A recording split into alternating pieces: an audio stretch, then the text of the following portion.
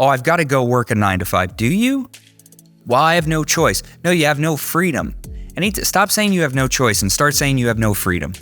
And because that might inspire the change that you need in order to reject the programming of I have to do and accept the programming of I get to do.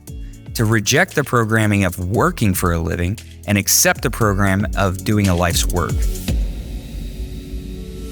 Hello and welcome. This is Brian Delaney with Unlock Potential, where we get together with top experts in their field who have simple, profound advice to help you and I live better lives, to be able to be more fit to serve the people around us and answer that question, the question that nags within all of us. How good can I be and how great can I make it for people around me?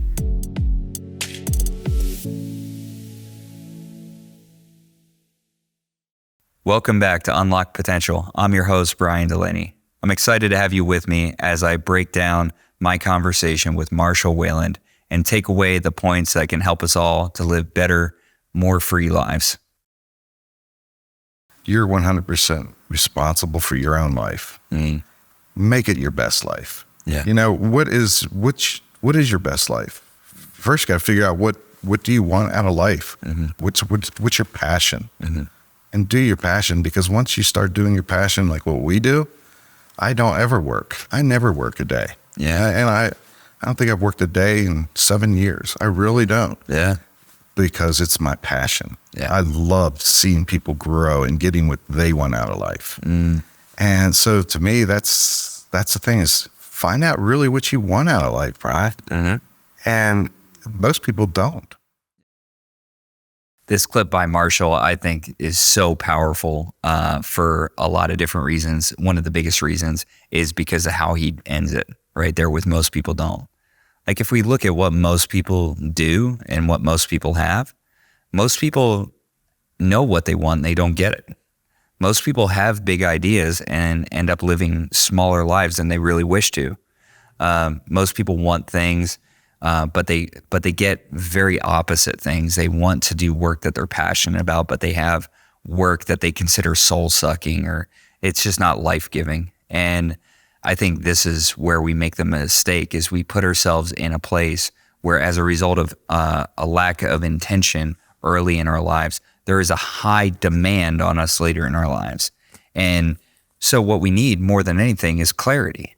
We need clarity. That's where it starts with. One of the things that Marshall is clear about is what he's good at and what he's not. Like, that's something I love about my relationship, and I'm blessed as a result of my mentorship from him, because he's very clear on what he's going to do well and what he's not going to do at all. And as a result of running and creating his own business, he has created a pocket for himself. That's something that people don't understand. When you create your own business, you also write your own job description for later. Right? In the beginning, you have all the job descriptions. You're the janitor and the CEO. You got to take out the trash, and you've got to do a lot of the garbage work in the beginning, and you have to be okay with it. You have to do it with a level of passion. You can't only do what you're passionate about, but you have to do it with a level of passion until you can get to that place where you can really bring your vision to bear on what you're building and build your own position. Today, I have the job of my dreams. Today, I have the business of my dreams. I have set up my life in ways that have been inconceivable for me to have gotten early in my life, but they're a result of deliberate planning when I saw the opportunity and when I took the opportunity. A lot of times what works against us is people like me can't really have that. We don't see examples of people like us getting what they want. And I think that's in different communities and segments of societies, that's true. Representation is a tough thing, right? Because we don't see that. So if you don't see it and you want it, that's your call, that it's gotta be you to go get it. Like, other people will be looking to you for representation. Please go do it. Like, the highest incomes in the US are not well represented by undereducated people. So I gotta get there. I better go do it. Like, I don't have a ton of education. I don't have this Ivy League background. I don't even have a community college background, right? So there wasn't a lot of representation for somebody like me. So that meant I had to do a lot of jobs to get to do the job that I loved. That meant that I couldn't have other people putting their finger on the scale of what I was worth to them, of how much to pay me, how many pounds was I worth, because what they were going to do is they were going to thumb the scale in their favor, because that's what they needed to do. And I learned a lot in that process. While you're working for other people, if you do want to own your own business, if you do want to be an entrepreneur, which before the turn of the 20th century, we had over 80% of the population working for themselves. Now, at the turn of the last century, it's the very opposite. Over 80% of the people, closer to 90%, work for somebody else. Let's do this in a new way. Let's not go back to the way things were. Let's go forward to the way things are. Things just aren't the way they used to be. Use your time. If you're going to work for somebody who you respect, and do it early, not when you need the money, but when you would like the money, but it's not a necessity. When you need a good example, when you need a great mentor, when you need to work for a company who's doing the right thing, who's demonstrating the right thing. Learn from that. Learn what kind of business owner you want to be. When you see them doing something wrong, say, I'm not going to do things that way. Here's the way I'm going to do it. When you see things going right, say, that's me. That's what I want to do. And then when you start to develop what you're passionate about, find the niche in your business and find the clients. Don't be a victim in all this. Well, I've got it. My dad worked for a big corporation. Listen, this isn't an alumni. You don't get in half price and you get out with twice the debt. Like, there's no discount if you follow your parents' path, right? If that's a path that you like and you like the outcomes, do it. But otherwise, think for yourself. You were born different than other people, so you could do things different than other people. In some ways, you were born the same as other people, so you could do the same. Find out what's the same for you. Find out what's different, right? You're probably going to breathe and move and use certain things in the same way. You're gonna act in some of the same ways as other people act, because you're a mammal, because you're a person, right? But outside of that, don't make up rules for the game. Oh, I've got to go work a 9 to 5. Do you? And if so, for what kind of company? Where is your, well, I have no choice. No, you have no freedom. And stop saying you have no choice and start saying you have no freedom.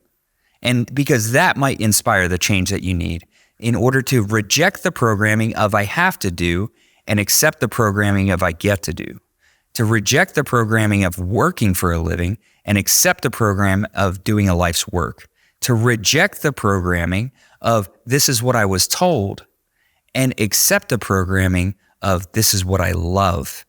And that's exactly what Marshall's done. That's what he's taught me how to do in a lot of ways, just by living that example. I get to go hang out on his porch, and he might be taking a call from somebody on his in one of his companies. I might be doing the same thing. After that, crack a beer, say cheers, and enjoy the rest of the day. And there are some days where there's hard work. On the days where you do hard work, work hard. Get it done. Build in balance. People are always looking for balance. Balance is earned, not given, and it's built. It's built. It doesn't just appear, right? So build in balance. I've been learning so much recently about how I used to approach things with a level of caution, not because I was afraid I didn't have the energy to do the next thing, but it was because I was afraid I wouldn't have the energy to do the things after that. And what I had to learn how to do, and what I'm learning how to do, is to, as soon as I can do that next thing, I do it, because in the future, I might need more time for rest. But if I take that rest time now, I won't have it later. I've got to learn how to attack with a level of ferocity and intensity for the thing that I can do now, so that later on I have more choices. What choices can I take away from myself in the moment in order to give myself more choices later on? And that's what Marshall's talking about. And I've talked to so many different people. It's not about money.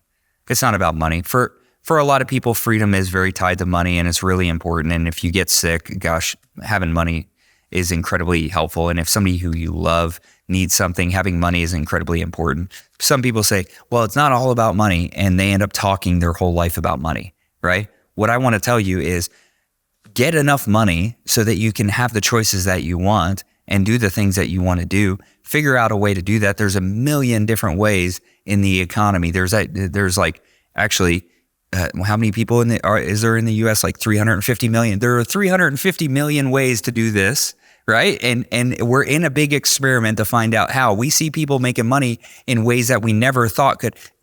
I didn't know you could make money from trading baseball cards. I used to collect them. That wasn't an economy before. It's an economy now because someone made it that way. What's the economy that you're supposed to bring to society?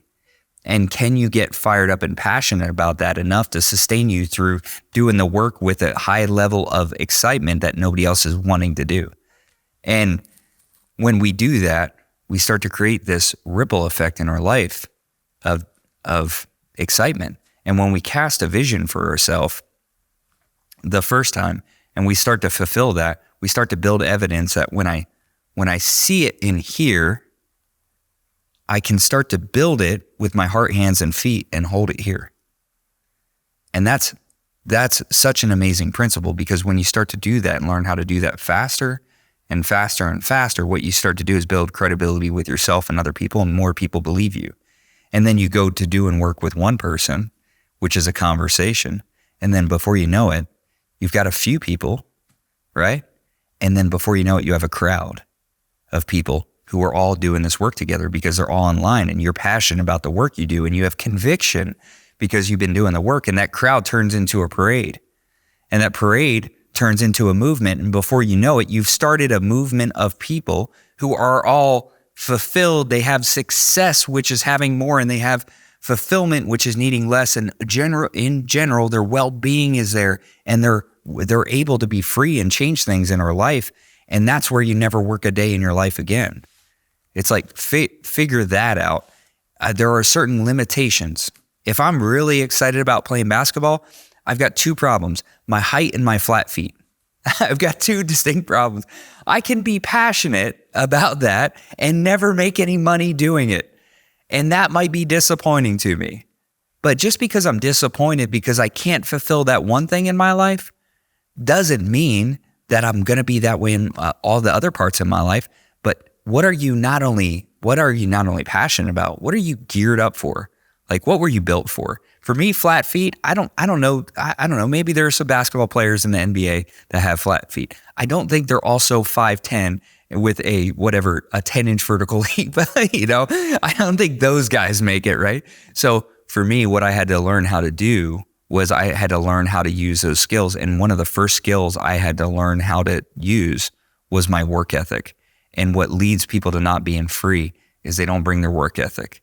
They're lazy until they're passionate. Be aggressively motivated through your work. Do the work that nobody else wants to do. See, everybody can be good at cooking in a kitchen, but nobody wants to take out the trash. Take out the trash more than everybody else will, because you'll be known for the guy who takes out the trash. And when you can be known for the guy who takes out the trash, my dad always taught me, then you can be the type of person who fills up the ice container, because nobody wants to fill up the ice container, right? And guess what? When you're so busy filling up the ice container, they're going to hire somebody else to take out the trash. And because you're so reliable and you're always there to do the things that other people don't want to do, with the attitude of appreciation, enjoyment, whatever it is, because you're not looking at what you're getting, you're looking at what you're giving, then you continue to level up and level up. And when you hit the ceiling in one place, say, thank you for the opportunity. I look forward to doing something together in the future, and move forward with peace and positivity. And that's a brilliant thing. Most people today are not free because they're not clear. Most people are not free because they don't believe that they deserve it. Most people today are not free simply because they haven't made the choice. And if we would just stop saying, I don't have a choice, and start saying that I don't have freedom, I think we would have a much more strong reaction to that in order to find the freedom and to earn the freedom that we really want. I was in the mortgage business for many years, and I just never read anything or any books at all. Yeah. And a mentor of mine, that when I got out of the financial field, I came into the insurance field. I asked him to be a mentor of mine, and he said, sure. And one of his first questions was, what are you reading? And I thought it was an odd question, Brian, to be honest with you. It stumped me right away. And that was his first question. The Reader's Digest while I'm on the pod? I don't know. But in the mortgage business, I just told him, well, I read about the stocks and the bonds because that's all that really mattered in interest rates. Yeah. They move up and down and vice versa. Yeah. So he says, well, no books. What kind of books do you read? And I said, I really haven't read books since college. And he looked at me and he said, well, if you don't read books, I consider you illiterate. And he ended up just walking away from me. And my mouth dropped, Brian. I was like, oh my gosh, nobody's ever put me in my place that fast. Yeah. So at that moment, I thought, I better get on the ball and start this reading thing. Yeah. And then I ended up another mentor of mine, Casey Watkins. Mm-hmm. I met with him once, and he asked me what I wasn't doing on our 4 cornerstones. Yep.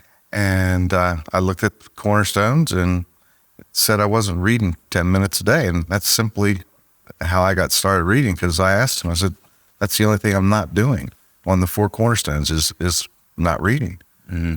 And he said, when are you going to start reading? I said, well, today. A guy like Casey Watkins telling me to start reading, I started reading. Yeah, me too. I'm with you on that. But then I found out, I talked to him a couple of weeks later, and he said, how's that book going? I said, well, honestly, Casey, not very good. I said, I can read and I can power through a book in a week or two, but I really don't understand what I read.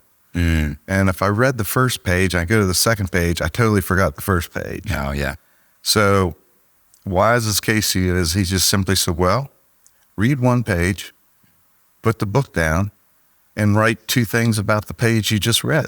Mm. And it was simply what I learned from that reading and how I could help somebody. And they were the 2 things. And I started journaling, 12 years ago. Yeah. Because of that. Mm-hmm. And that's the smallest thing I ever did that made the biggest difference in my business life. Mm-hmm. So now I start new people in my business that really want to be a difference and make an impact on life. Mm-hmm. And I'll ask them to do the same thing for me, is to start reading 10 minutes a day. And just text me at the end of the day 2 things, what you learned and how you can help somebody. Mm-hmm. And I ask them to do it for a full month. And when they do it, they've changed their whole habit of life. Yeah. And it's amazing how I get to know somebody that way. So one of the pieces that I love that Marshall talks about in this podcast is really 2 paths for developing people, right? He talks about developing people, and oftentimes this is the default path that we take as leaders. It's like, again, seeing people's problems and trying to solve them, or just, taking things as they are, just talking to people like, hey, how's it going? Well, early on in a leadership journey, things probably aren't going the way that person wants them. And that's why you're in this leadership position at that point, whether it's personally, professionally, whatever it is. And I just haven't found that question, and Marshall feels the same way, to be all that productive. So either we're going to build the relationship on the foundation of drama or development, right? Which one are we going to do? And so if we're going to build the relationship based on development, I've got to ask different questions. I can't ask, how are things going? I have to ask, what are you doing about your current circumstances? What are you reading? What are some of the practices on a daily basis? Right? Are you using the UP formula? Like, are you using the taking the 10 minutes a day to write out your 10 gratitudes and the 3 things you must do in order to show up as your best self, and the 3 things you must not do? Are you using that? Asking them questions like, I could ask them questions like, hey, how was your weekend? Or I could ask him, what would you do right now if you couldn't fail? Right? And I see that a lot of the positive, inspiring leaders who are not only getting traction themselves, but helping other people get traction and really multiplying the method, the message, and the outcomes that they get for people, they're the ones who are building it around development. They're the ones who are asking people the great questions. They're the ones who are creating different lives in people because they're creating different awarenesses in people. And that all starts with not what's going on in their life, but what's the work somebody is doing in order to make their life better. Here's a question about this episode from the comments. If there is one book you or Marshall would recommend to start with, which would it be? For me, the book that I'm reading right now is it just moved into my top 5 books of all time, which that's a pretty stout list. But it's this book right here. The book is High Performance Habits by Brendon Burchard. And I'm in the middle of it. I'm literally in the middle of it. This is where I am right now. And I'm reading it with my team. And one of the things that this gave me was the 6 habits that all high performers practice. And the first one is clarity. And it's incredibly important that we're clear, because when we're not clear, anything can seem like a win. And on bad days, almost everything feels like a loss. And so for me, I would really recommend for people to start to read this book. Apparently there's some bad reviews of it. And I think reviews on Amazon are like comments on YouTube. Like as an author, I'm sure you can't read those. As somebody who puts stuff out on YouTube, you just can't go there. It's poison, right? And so, but the 6 habits that are talked about in this book are: seek clarity, number 1; 2, generate energy; number 3, raise necessity; number 4, increase productivity; number 5, develop influence; number 6, demonstrate courage. And those 6 habits, and actually doing the exercises in this book, a lot of people will read books, but few people see it as a workbook. This is a workbook for me. And what I've noticed is I thought I was successful until I got clear on what success is. And I think for a lot of people who are stuck, their vision may have passed its energy expiration date, and it's time to get a new vision for the new level. This book has really helped me to do that. Thank you all for joining our conversations. We're developing this platform for simple, profound tools and techniques that can help you get the best out of your life and, more importantly, unlock potential. You can find me across all social platforms at The Brian Delaney, and online, come visit us at thebriandelaney.com.